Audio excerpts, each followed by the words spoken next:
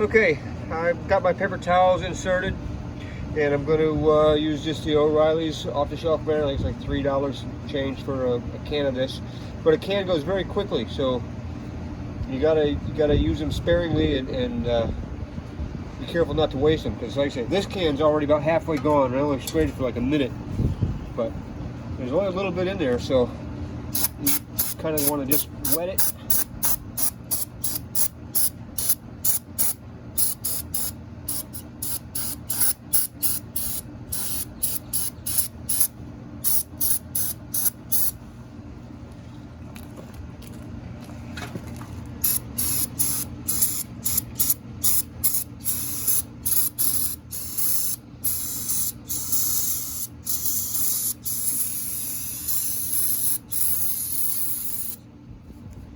Now this can's already just about empty. It was maybe a little less than half full, but now it's gone. There's nothing left in here. Maybe just a couple drops. And it evaporates really fast. You get it in your skin or your eyes and it burns like hell. That's awful stuff.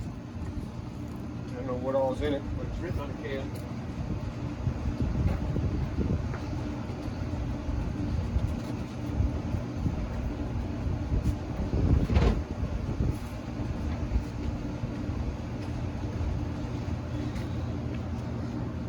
That was just a quick rinse. Rinse the other side here. This time I'm going to use my little hose to help me get down inside the crevices a little better. In theory. Okay.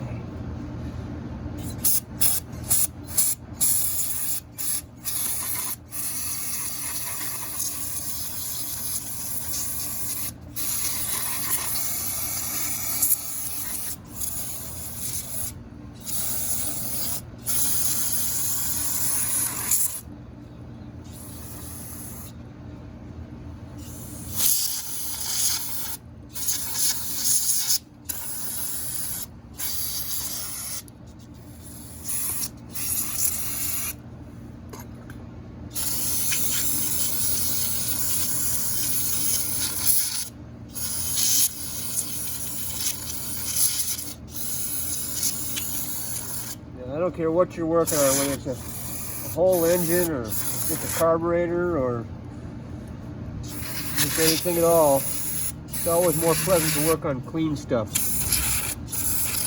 You can see what's going on better. Through heads are easier to deal with.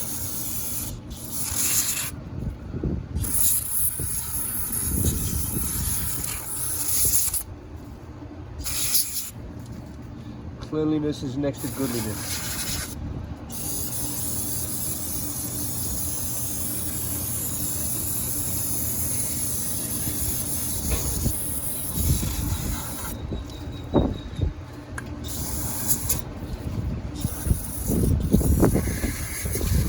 It's far from perfectly clean, but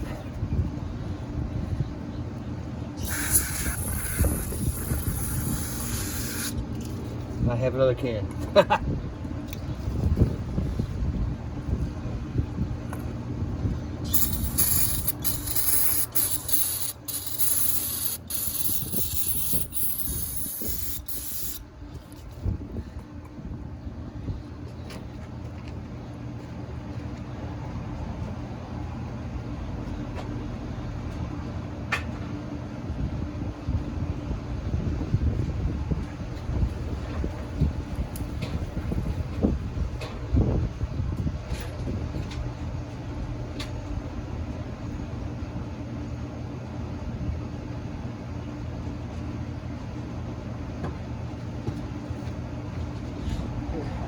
I should say I've got another half a can.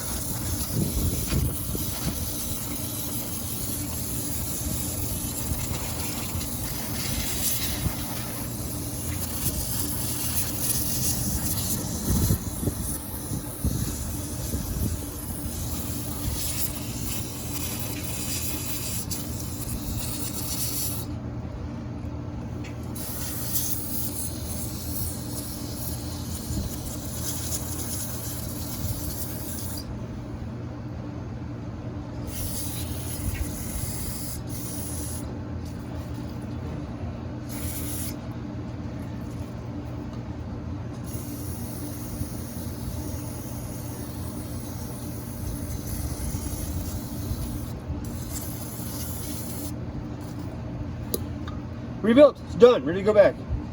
Not hardly. All I'm taking apart, I'm going to open up this end and this end, especially this is, I believe, where the floats are. So this is the important end here. I need to get this opened up and make sure that everything is good to go on here, because that's where the fuel sits. This is the end. It's probably going to be more dirty. This end, I believe, has the manifolds in it, but we will see when I open it up.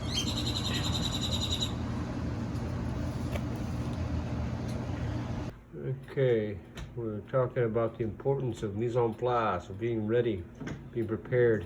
I believe I've got everything I need. I've got a little side set screwdriver / ratchet, a little magnetizer, an assortment of screwdrivers, a small P1 Phillips, a small flathead, a regular P2 Phillips, another P1 flathead, not P1, and a small pair of vice grips, a pair of, I used to know what these were called, roach clip, and some cutters, needle nose pliers, another pair of cutters just in case. But I'm going to start by taking the fuel bowls off here, and they're Phillips head. So I'll be taking these off first, try to open them up and see how dirty it is. I'm kind of suspecting this one to be worse than this one, because this is the cylinder that's not running properly. So I'll start with this one, see what it looks like, and then pull the other off. But with something like this, there's a whole bunch of little teeny tiny parts, and I don't want to lose any. Now I've got this bag that I got from China with all the parts and gaskets and everything in here. But there's a whole bunch of stuff. All the screws, I've got replacement screws for all of these. The gaskets go all the way around. All kinds of good stuff in here. So I got to be careful not to lose anything or mix anything up. So as I take these apart, I'm going to separate and isolate. And I'm going to do this on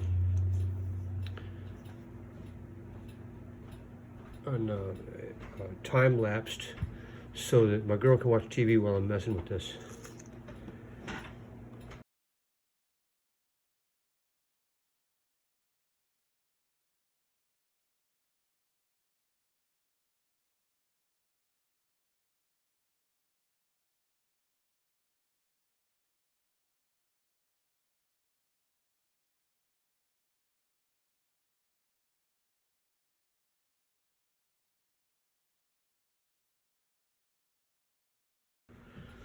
Okay, long story short, I found what I believe to be the problem. This is from the front carburetor, and this jet, the float valve, the floats lift this up to allow fuel to flow into the carburetor. This was for the front. This was for the rear. It's jammed up all together. So I honestly believe that is my problem, which is a good thing, because this cheap Chinese set sent me the wrong gaskets and the wrong parts for the other end.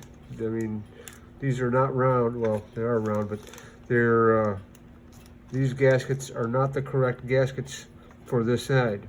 So at least I'm assuming that by looking at the shape of it. You know, these don't match this at all. So I'm afraid to take this apart and not have the proper parts, put it back together and reseal it. But knowing that this was the problem, that this side, the front carburetor, this was functioning and the rear carburetor was not, makes me believe that that is the problem, because everything else used to work just fine up until the rear cylinder kept stopping on me. So I'm going to put the carburetor back in and call it good. I hope I'm right. We will see shortly.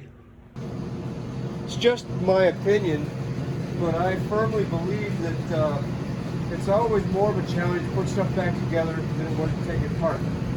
But I don't let that slow me down or scare me. It's just part of the job. I want to clean this stuff off a little bit, make sure I don't get any grit down inside the engine. I'm not worried about trying to make it perfect like me. This is a 15-year-old bike. Needs a little bit of love and attention. Right now I just want to try and see if I actually fixed the problem. I believe I did. I hope I did. I will find out shortly. So, I'm going to put this back on time lapse, get this together. So, like I said before, all I did was I took the floats out, and I started looking through everything here, cleaned it all out. It was a little dirty, had some rust in it for some reason, but the floats lift a needle to allow the fuel to flow, and the rear one had a problem where the floats were jammed up and they wouldn't pick the needle up to allow the fuel to flow. So I'm hoping that was the whole problem, and we'll find out shortly. But let me put it together and see. I'm going to put this on time lapse again. Well, I've got it back together, and I'm fairly confident that everything's going to be okay. So confident, in fact, that I put the instrument cluster and the seat back on, buttoned everything up. So let me just see if I can get this thing to start and run. See if I get any fire on the back cylinder. Turn this on. Get my fuel pump pumping. Lights are on. Pull my choke out. Try to pull my choke out. What did I do wrong with my choke here? Did I do something wrong with my choke?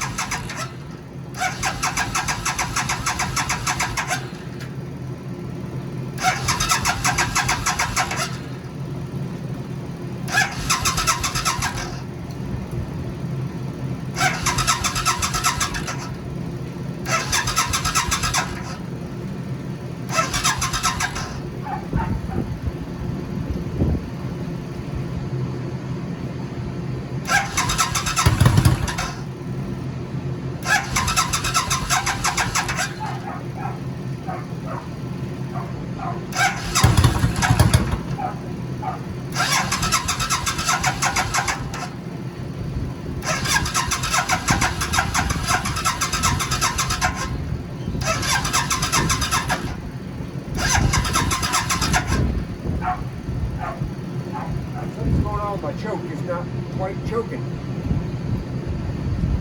Do the equipment.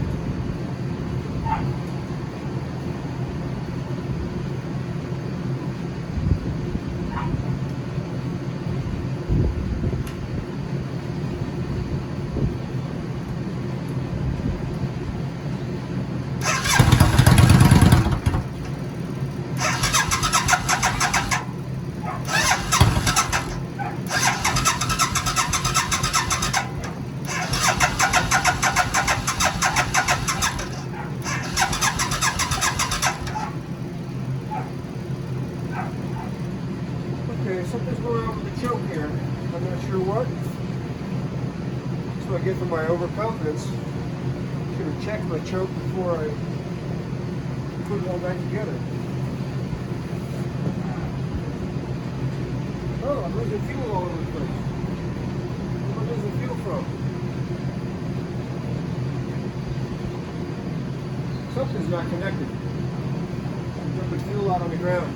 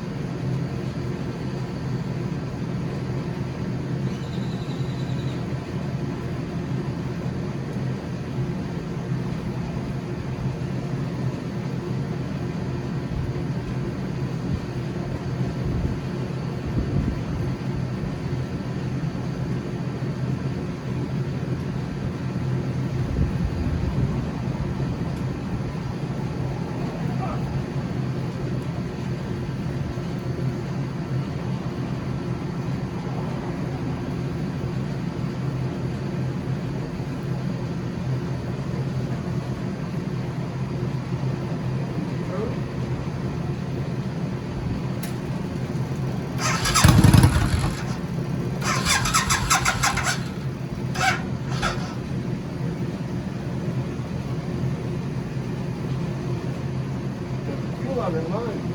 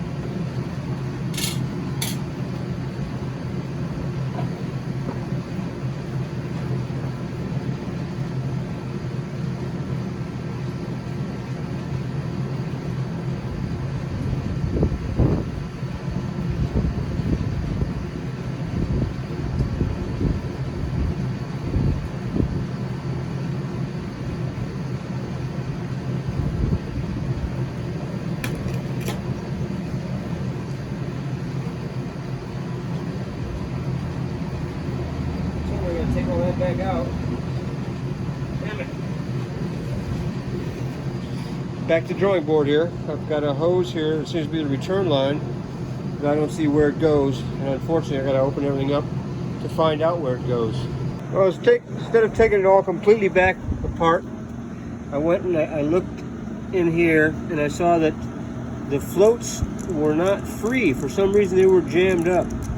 So now I've opened it up and I pulled them out and I checked it again, and they seem to be okay now. But while I'm back in here, I'm going to go ahead and replace these O-rings and stuff. But before I try to push them, I took some pressure to push them up. Well, that by itself would make the overflow go crazy, because if the floats aren't coming up to stop it, then it'll just keep pumping fuel. So that's what this is, the overflow line, because there's no other place for it to hook up. It just hangs down in case something leaks out. So I'm hoping that that's going to straighten out my fuel pump, pumping fuel overboard problem. Now I'm going to give that a shot, put it back together, and try again. All right, well, we got it partially back together. Got the fuel back on. I didn't bother putting the seat or this back on. Let's just see what happens here. Pump fluid.